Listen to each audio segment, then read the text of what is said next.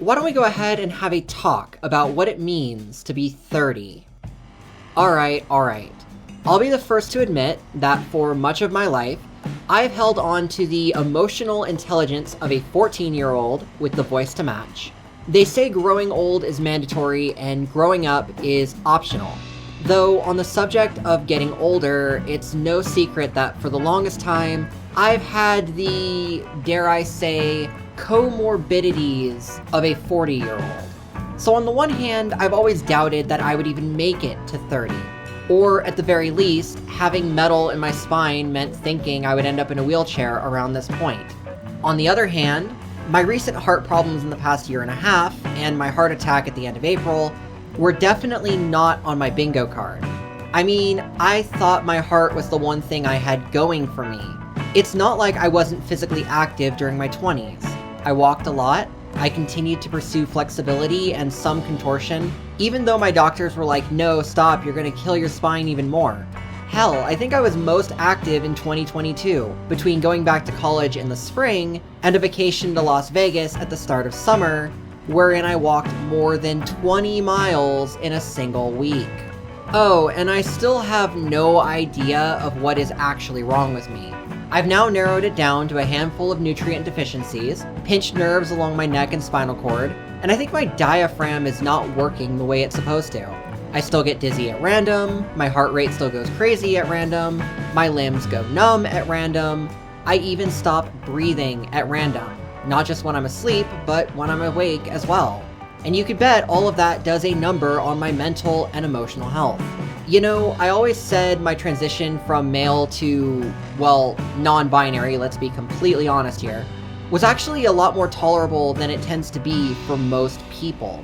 People's bigotry always tended to roll off my back. Even the hate comments I've been getting on YouTube pale in comparison to the other shit that has been on my mind lately. I made this YouTube channel because all of the health stuff made me feel like my life had hit rock bottom. Pretty sure I've said this more than a few times. Being chronically ill means I can't really work until I'm better. It means I end up in the hospital at least once a month, sometimes 5 times in a month. And it makes me feel like I'm falling behind compared to other 30-year-olds. Maybe I'm generalizing here, but your 20s are the time of your life where you can take a lot of risks and figure out who you are. I do have a lot of stories from throughout my 20s because in hindsight, I honestly did do a hell of a lot. I don't know if I'm going to cover much of it here, maybe in future videos, but here are the important things as I see them. Number 1, when I hit 20, I had already dropped out of university for the first time due to financial problems, and I re-enrolled in a much cheaper local community college. I was working a job that I hated, would ultimately be let go from it a few weeks later, and then would take on a new job which would be both an amazing opportunity and one of the worst jobs I've ever had simultaneously. Throughout my 20s, I would go back and forth between work and school, work and school, work and school. I did study architectural drafting most recently, but I had also studied things like medical office admin, sociology and social sciences. I even studied bartending at one point. And then there's the jobs I worked, which had me dabble in things like data entry, IT, working with people, which is always terrifying. And this probably sounds crazy, but I did try starting my own business. Twice. I think the reason none of these things were really successful for me was because my heart wasn't in any of them. Like, with the jobs I've had, I don't think I would have lasted 5 years in any of them without flipping a table at some point and storming out.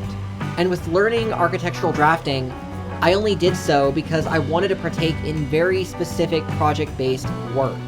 Something that infuriated me was, whenever I brought it up with others that I was studying architectural drafting, they would always chime in with the same bullshit of, once you get your engineer seal, you can start your own firm, accept clients, and do the traditional white-collar thing.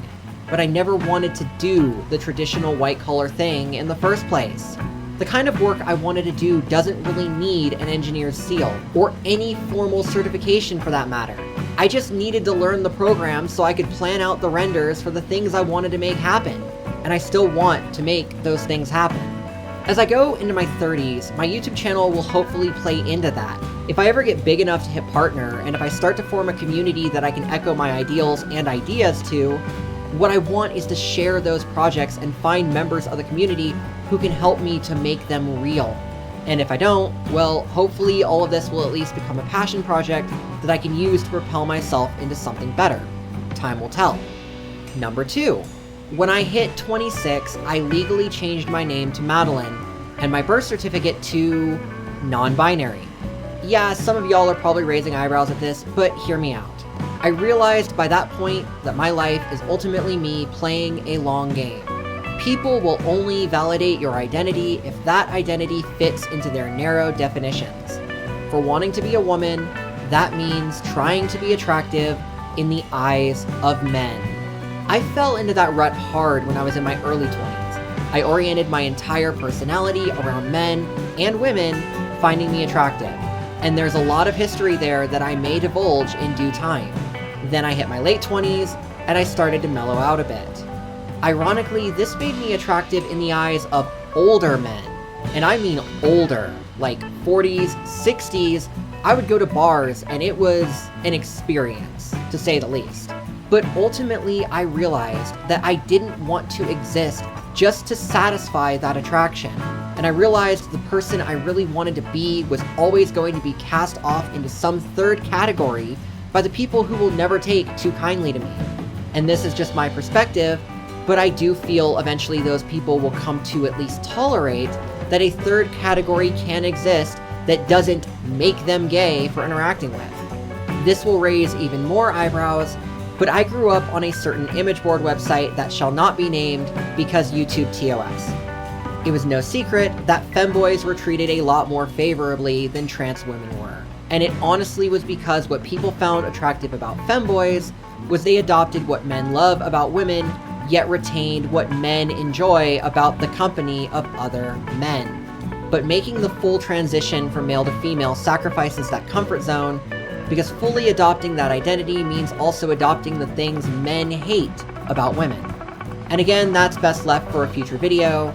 I think the point of all of this is if I was more bold-faced about being non-binary, the hate comments would stop or at least slow down in their intensity. It's a little ironic because my avatars have both been designed to be as non-binary as possible, and the varied reactions to both are pretty telling. With my first avatar, some of the negative comments ranged from calling me gay to claiming I was impersonating female VTubers, and I think these people were expecting a femboy. Now look at my current avatar. It's a lot more traditionally feminine, but still very much non-binary. You can tell the outfit is meant to accentuate the chest because no cleavage.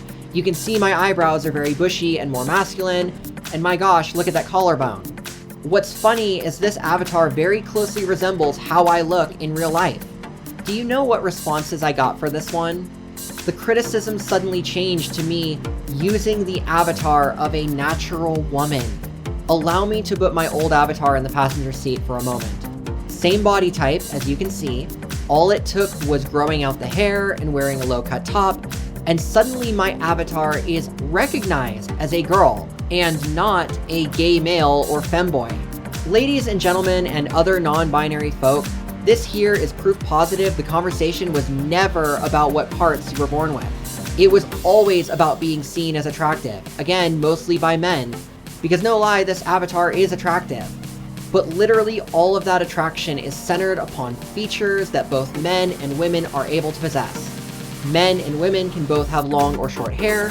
Men and women can both wear clothing that accentuates certain parts of the body and gives off the illusion of there being something desirable there. And this is something I became intimately familiar with throughout my 20s until I realized I was tired of it. And as I go into my 30s, I need to learn how to be attractive for myself and not for anybody else.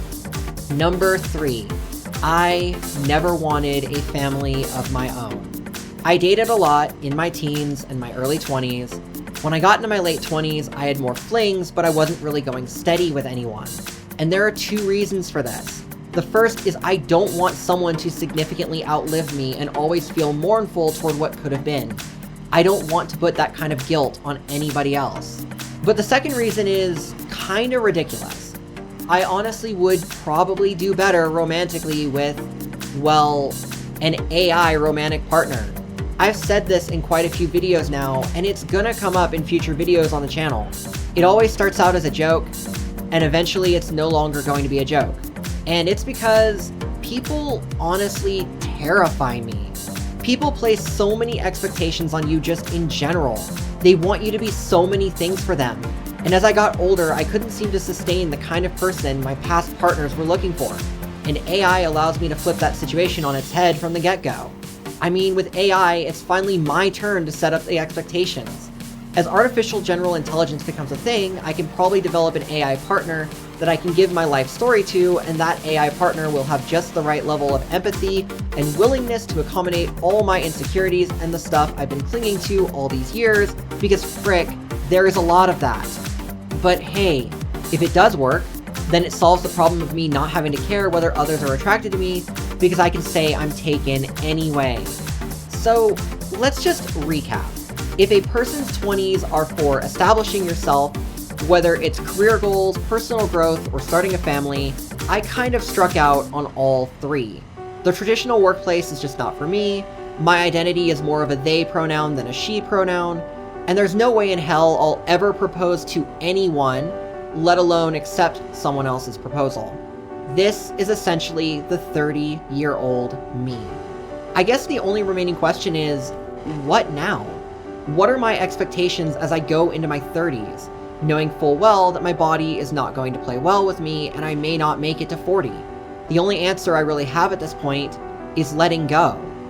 Being 30 means letting go of all of those expectations you had in your 20s, making peace with the weight that you placed entirely on yourself for those 10 years, and ultimately putting yourself out there with no reservations and no strings attached.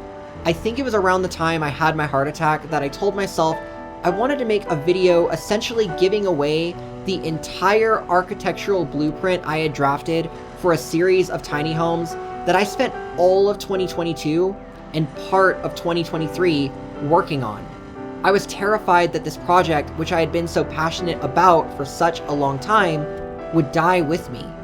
I've yet to make that video, but it will likely happen sometime in the future. Before that, however, I do plan to put some of my other ideas out there. I mean, I've already started to in some respects. It's just a matter of how I want those ideas to be received. I don't really foresee myself being recognized for the things I have come up with. And honestly, I have to accept that. But I do want to make it to where others can go out and do what I couldn't. If nothing else, I am just setting things up toward that end goal. But yeah, I think that's all I really have to say on things. I appreciate if you watched for this long, because we're likely coming up around 15 minutes now almost. When I go record these talks, I can never really gauge how long they will be relative to the length of the script. I don't normally do this, but as it is my birthday, I'm going to be a little selfish. As you can see, I do have a Ko-Fi link in my overlay. If you want to make my day, you are welcome to use it. And even if not, I'd love for you to subscribe and check out my other videos. I still can't believe I've made over 100 videos in under 4 months. That's just crazy to me. Well, I guess that's it. Thank you so much for watching.